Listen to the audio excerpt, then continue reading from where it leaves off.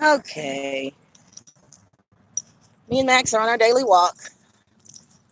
This is our really beautiful greenway space behind my house in my neighborhood that we get to go to and hang out, and he can be off the leash and chase cow. I mean, chase not cows. There's some wild deer and all kinds of stuff, ducks and swans, and he just likes to get out here and chase the wildlife that's out here. I love it out here. It's so quiet, so peaceful. It's cared for, so you're not like in wild, uncared for space. So you know, it's a really cool spot to bring my dog to and hang out with him. I'm going to enjoy the time I have with him left because when I go to China in May, I'm going to have to rehome him. So that's going to hurt. That's going to hurt. I've never felt the way I feel about a dog with the way I feel about Max. I never felt this way about a dog before. Max came to me at the time that I really needed a companion that was just there for me um, during my divorce. And, he came around a time when I just really needed some love. And not the two-legged kind, basically the four-legged kind. Never saying I don't need two-legged love, but right now I needed to focus on my attention on me. And I'm glad I did because, come on, Max, let's cross. Hey, come here. Come here. This way. Come on. He's such a great dog. Look at him. That's my big boy. Yes. He is so strong. He takes to these hills and he's just really strong. I'm so proud of him. He was so sick when I got him. Come here, Max. No, don't go in there. No, come here. You see how he doesn't listen to me? No, Max. Good boy. Yeah, he's not allowed to go into the woods. And he knows that. So it's going to be hard letting this baby go because, yeah, um, I had gotten a big dog before I got before my husband and I separated and moved. He moved out. I gotten a big dog for me because we had like four little dogs. But when I tell you he bonded so instantly with my ex-husband that it was such a genuine, true bond that I'm like, okay, well, I guess that's not my dog. But when I got Max, I can't even explain it. You know how on the movies, when you find somebody, when they show you meeting somebody for the first time and you literally see sparks and fireworks and you just know instantly that there's some major chemistry between the two. That's how I felt about Max. Max is so gentle. He's such a gentleman. He knew that I was afraid of him when I got him because he's a big look at him.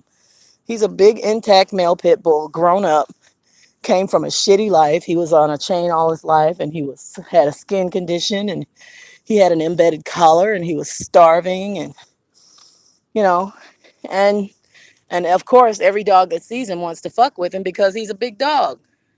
But he is a gentle giant. He's a baby. He is such a lover. And he doesn't bark. He won't bark. Like somebody can be at the door. Hey, how are you doing? Somebody can be at the door, and Max will go to the door and sit right by the door. They can be laying on the doorbell, or they can be banging on the door.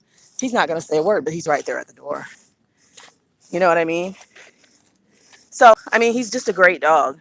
And for me to have to rehome him, I take that very seriously. So it's not like I'm getting rid of my dog. I really am going to have to find a good home for him because one, I want him to be the only dog. Two, I prefer him to go to a female. I just do. I want him to have a family, maybe with some young kids because he's super great with kids. But he's also very, very well behaved, loyal, disciplined dog. He listens really well, but I will say this is one major caveat. I cannot let him off leash in my neighborhood because he runs away. I can let him off leash out here because there's nowhere for him to run away to. See, this is just all wilderness, basically.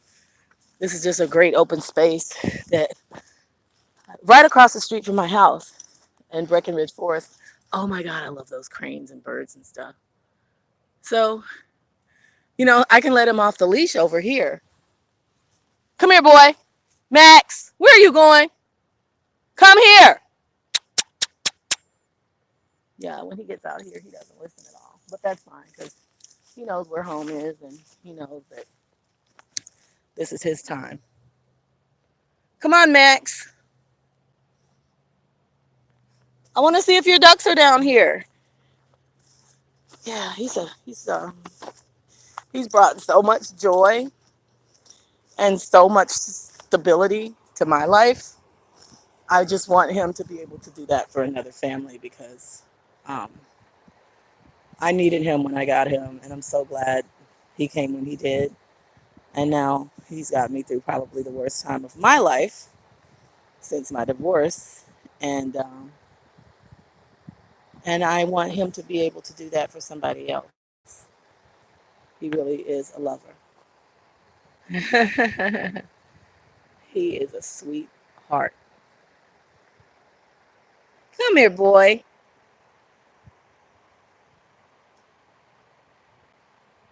Mm. And then wherever he ends up going is going to be, they're going to be very happy to have him.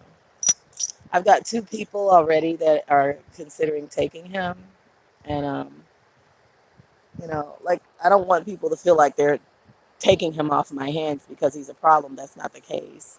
I want him to be with me up until the day I leave. So I do want them to like get to meet him and maybe have him spend some nights with them a couple of times just to figure out what kind of pet he's going to be for their home.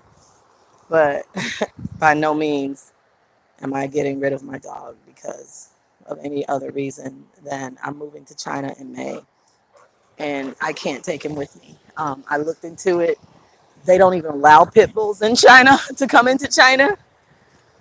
So no amount of money that I have is going to make it happen for him to be able to come with me. So I just figure as a sign from God that that's what it is. And just like one of the things too, if you love something, set him free. Because just like the way that I was able to let my ex-husband have the big dog that I brought home, and I realized that that bond was really, really, really serious. And so I allowed him to take over and loving that dog. And, even though that smarted a little bit, but when I saw the way he connected to that dog, I couldn't deny it. Hey, what's up? How are you doing today? Yes, I'm really moving to China. I'll be in China for a year, at least a year, on a teaching contract. Um, I leave the first week in May, and that's going to be awesome. I've been to China before, so it's not like culture shock. I absolutely loved it. China's beautiful. It's like the Jetsons shit. It's like the stuff that we call modern over here is like very, very we've got modern things here, don't get me wrong. We've got a lot of great stuff. But China is a very futuristic, forward thinking, but it's got the old and the new working together, which is really cool because you got ancient China and then you've got all this, oh, he loves him a mud puddle. You got ancient China and then you've got the old, and it's like a real cool combination of old and new when it comes to China.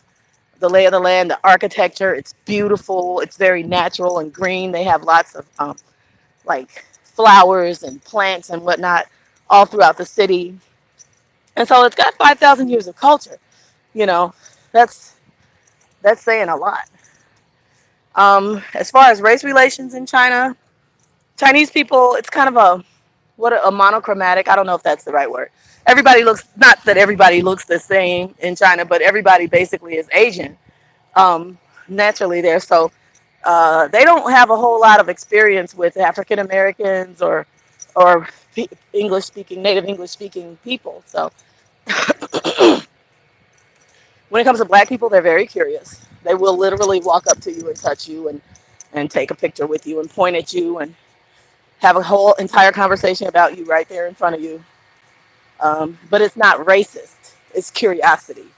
So if you're easily offended because you live in a racist country now, don't take that bullshit to China because they're not racist. They are racist. They think white is the ideal symbol of beauty. But that's because, I mean, if you look at some of their artwork, from back in the day. They're, the geisha, and I don't think that has anything to do with European influence as much as it's got to do with their own culture and how they value white skin. In fact, one of my counterparts was, I was looking on a YouTube channel of this other black lady that is doing the same thing, teaching in China, and she was telling me that for a gift, like a appreciation gift, she was given a bottle of bleaching cream for her skin, because there, that would be considered something kind to give to a dark skinned person, because dark skin is just something that you're not supposed to be okay with. They're not understanding that black people actually enjoy being black. We actually love our dark skin. It's something that makes us black and something that makes us special. I think that's what makes me special. I love my skin. Even though I deal with some eczema and some skin issues, I got really sensitive skin. Other than that, though, I have some, I love my skin. I love the skin I'm in. So I'm going to continue to walk my dog and get off of here. And I'll be back on here later, probably after I go to the Chinese consulate. I'm going to just continue to post about my adventure.